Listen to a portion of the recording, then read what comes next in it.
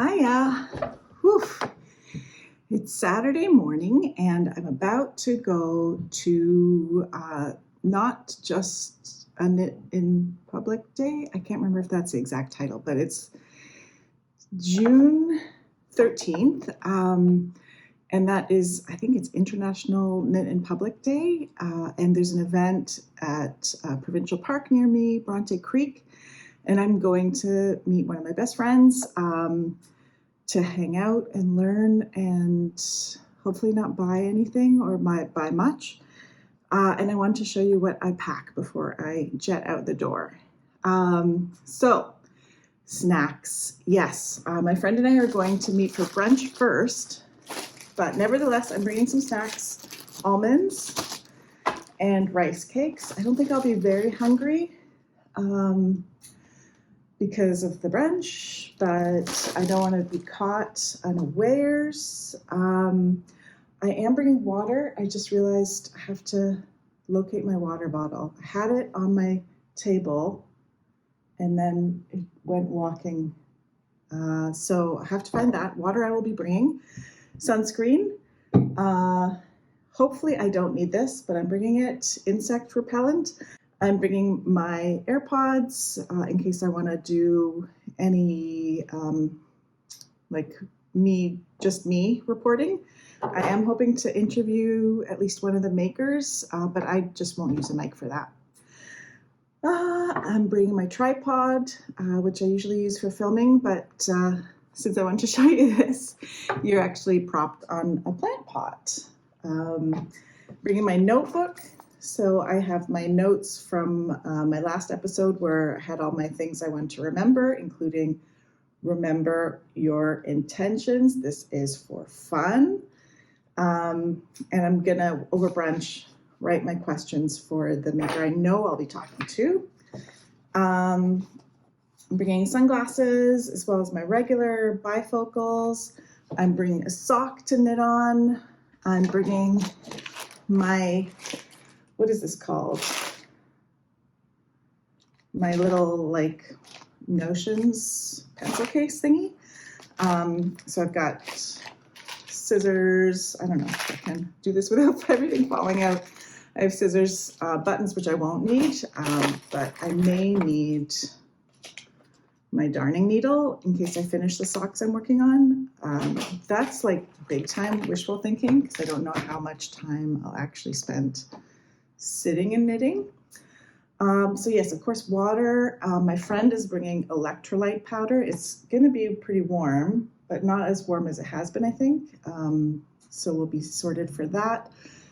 She's also bringing camp chairs for us to sit on for our knitting breaks.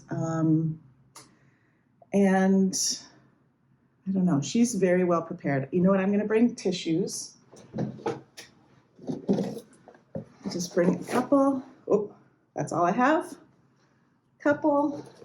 Can you tell I'm excited? So yeah, I'm going to put this all in my favorite tote bag, which of course is not within reach right now, but my friend Karen Marie made it, so I'll show it on camera while I'm there or after in my debrief. Okay, bye for now. See you on the other side.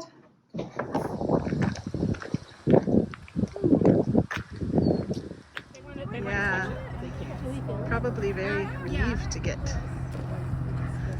Great.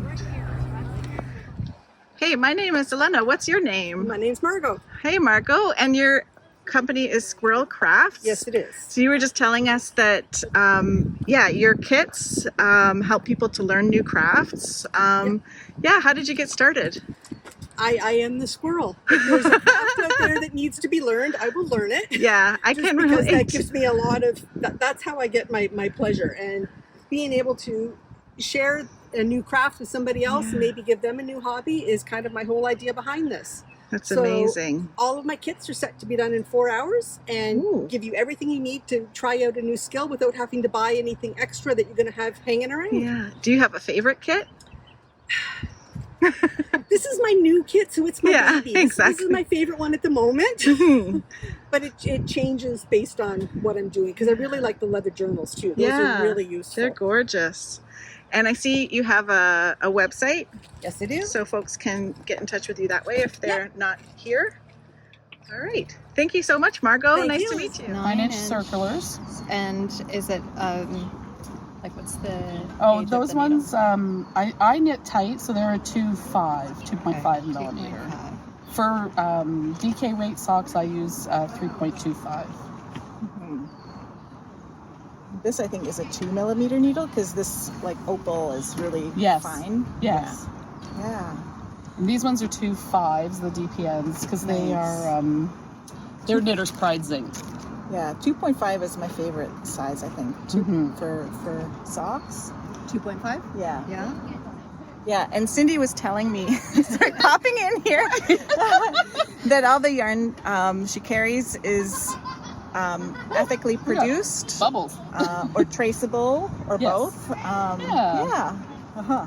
It's an online yarn store. I'm located outside of Port Dover, but we ship anywhere but the EU. Okay. Because of the requirements there. So. Yeah, that's Yeah. cool. Do you have a lot of perch suppers being in Port Dover? Maybe just a few. Uh-huh. I used to go there when I was a kid because that was my grandma's favorite Yes. treat. Uh-huh. Usually we see everybody comes down for Willie's hot dogs. Oh. That's the big Sunday traffic. Okay. Oh, this is not something I know about. Willie's hot dogs. Willie? Okay. Yep. Willie with a W. I'm so lucky to be here with Laura from Twin Oaks Farm. Thanks so much for agreeing to chat with me Of for a course. few minutes. Yeah. And I wanted to say I'm so excited to talk to you because I had recently read The True Cost of Wool, and so I'm trying to learn more about the fiber journey in Canada. And you being a farm to fiber person, I really would, love to chat with you a bit more about it. Yeah. So how did you get started in this farm to fiber journey? Well, I live on a farm with my husband outside of Guelph. And about 10 years ago, my husband wanted to get more cows. And he works off farm. So I said, that's a little bit hard for me. So how about we get some sheep? Yeah. So Why did you want sheep rather than well, cows? I had started knitting at that point and was having trouble finding local fiber. Yeah. And when the cows calve, they weigh almost as much as me, and at least the sheep I have like a 1-to-1 weight ratio with. Yeah. So if I have to deal with them, it's a little bit easier. Uh-huh. So we found the Upper Canada Fibre Shed, and there was actually right on their landing page, there was a lady looking to sell her flock. Oh, wow. So I was like, it's meant to be, here it is, let's go. So we went and looked at the sheep and decided to buy 20 of her sheep. So that's how we got in. Uh-huh. And then we've just grown every year a little bit. And so now we keep about 40 or 45 ewes and shear their fleeces and wash. I generally wash the fleeces at home and then take the fleeces to Wellington Fibers. They do most of our yarn. Are we? Are we So we're filming? starting again Okay. after a Small looks break. like, a shopping break for many people, which I'm glad to see. Yes. So I think we were saying how you have your fleece or fiber processed to Yes. be what we see around us. Correct. Yeah. Yes. So most of our yarn here is spun at Wellington Fibers. We do sell raw fleeces. We just skirt them and then people can take them home to process them themselves. And skirting is What we've got demonstrated at the front. So we lay the raw fleece out right off the sheep, and then we take all the poopy bits and all of the hay and straw and stuff out of it. And then we roll it back up and put it in bags to sell, or then we take it for washing.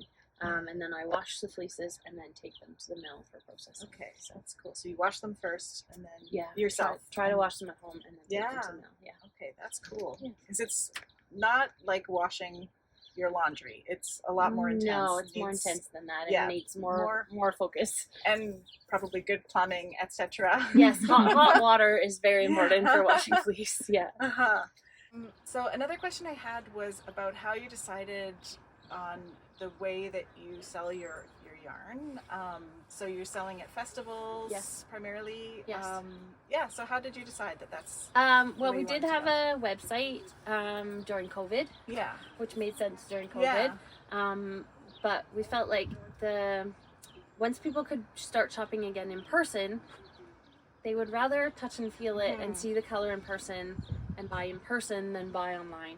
So once we had online markets, or once we had the in-person markets come up, the online sales basically plummeted. And I'm not a computer person. I don't want to spend my time on the computer. I'd rather be in the barn. So we gave up the website and we just do this. Smart.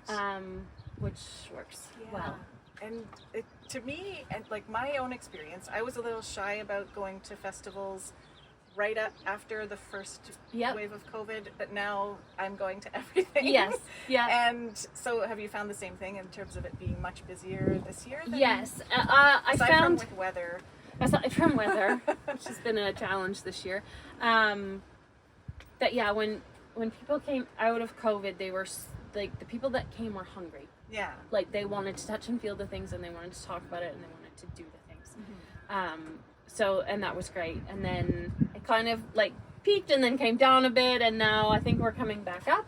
I think a lot of people had a little bit of like hangover from purchasing all their online things during COVID. Yeah. So then they're like, oh God, I have so much stash. I can't. But they all wanted to be here. I touch and feel the things. So I think now people are starting to have either worked through that stash or let it go, or, you know, they're kind of getting back into more of a regular kind of a buying pattern. Yeah. And we talked about how you're not doing farm visits. Nope. I'm guessing it's for the health of the animals. Yeah, it's for biosecurity. Yeah. So we're a working farm. The health of our animals is most important. So we just do events like this, and then it concentrates our focus. And I can say, like, seeing the yarn and touching the yarn is so important, because what I'm drawn to today are either the undyed colors, because it's got that closeness with the animal, you know, even though there's many steps in between, or the heathered colors, like the brown heather, it's just got so many different tones in it. It's just delicious. And feeling it is so important. I can't stop myself. So. And like all of our homegrown ones are labeled with the sheep's name. So then you know who it came from. Like I have people that will come and say, oh no, I need Florence's fleece this year. So like they do have fan favorites. I was going to ask if the sheep were named, but I thought that was a silly question. Emily and Friends. And then this one will have Griffin. And Finn. So so I have a couple of things to purchase, and I know lots of other people want to come in here for the beautiful yarn, but also the shade and the breeze. Yes, the shade and the breeze from the trailer. Where will you be next? We are going to do the new yarn festival that is happening in Mitchell, Ontario in August. Okay. I'll link to it. Link to it below, and I'll put up the text. Yes. Yeah. All right. So that's our next one, and then we'll hopefully be at Hamilton in the fall. Okay, we've heard about that. So. And Woolstock, of course, Woolstock. Awesome. Thank you so much for your time. And now we'll get on to shopping. Hey, I'm back at home. It's the next day, and I'm going to do my debrief to see how well I did on the 9 tips I had set out to have a more relaxed and mindful knitting event. So I'm going to jump right in. Did I remember what my intentions were? So they were to learn and to be part of the community and to get some knitting done in public and visit with my friend. So for everything but getting some knitting done in public, since it was Knit in Public Day, I was successful. I didn't do any knitting. Even though we had brought our chairs but once I did the things I wanted to do before sitting down, I got really overheated, and it was not the first time this week that I had been really overheated. So I made, I think, the very good decision to set out home and enjoy some air conditioning and hydration and stuff like that. So I feel good about that. So going on to the next item, do my research. I definitely did that, or to the extent that I wanted to. I wanted to still have some surprises, but I knew who I wanted to talk to in advance, but then there were some happy surprises. And folks that I ended up talking to that I hadn't planned. You'll have seen the interview I did with Laura from Twin Oaks Farm. Laura was the person that I had reached out to in advance, and so I had some questions prepared, which I think we both really appreciated, so that we didn't have to think just on the spot. And yeah, I had reached out, as I said. Did I bring snacks and water? Yes, but my friend and I had eaten brunch before we went, and so we weren't hungry. I didn't have snacks until I was on my way home, but that was good that I had that. Dress in layers. I wore as little as possible. I wore, linen shorts and an easy breezy t-shirt. I did wear my hiking boots, thinking, oh, it's in a provincial park. I might do some walking and knitting. My feet were super comfortable, but I mean, it was probably overkill. But yeah, I'm happy with what I chose there. Choose my companion carefully, somebody who wants to spend the same amount of time there, or sorry, I'm getting a look. I think that you were the great companion for what we did too. All right. So yes, like when I brought my young production assistant to Fergus, I had a great knitting companion. My friend did go back after I left to spend some more time because she wasn't as overheated as I was, and I think she had a great time. Take knitting breaks, did not do as mentioned, but that's fine. Consider the timing early, or, I think it didn't start until 10, so I think it was going to be hot no matter what. And we made the good decision to eat before at a place that we really love to go to. So that was good. And remember my intention. This is for fun. Yes. And I didn't push myself to stay and knit in public, because that was the theme, and then, sacrifice my health or anything like that. So I feel really good about my decisions. Some highlights that I didn't talk about, or I don't have clips of from the event. Looking. I have a card here from Jim Wright, wood turner. So it looks like Jim has an email address and phone number that you can reach out to, but mostly sells at events. And it sounds like he'll definitely be at Woolstock in October, and pops up at other events. And he had some beautiful, he's a wood turner, as the name suggests, and had beautiful bowls and handles for crochet hooks and other tools for felting or weaving. So I didn't need anything, but it was beautiful to see and nice to chat with Jim. I had a really great chat with Sheila, who's a parks worker and who orchestrated the whole event. Sheila is an amazing person who obviously really loves her job, and is always thinking about ways to get more cool events for people of all ages at the parks, and was saying how, I remember going to Bronte Creek where the event was held when I was a kid, camping there, or just going for the day, and being in the kids' farm or things like that. But I haven't been since then, and I think it would be a great place to go back with my family for a hike or for just fun. So yeah, Sheila arranges plein air painting and events like this. Really, really cool person.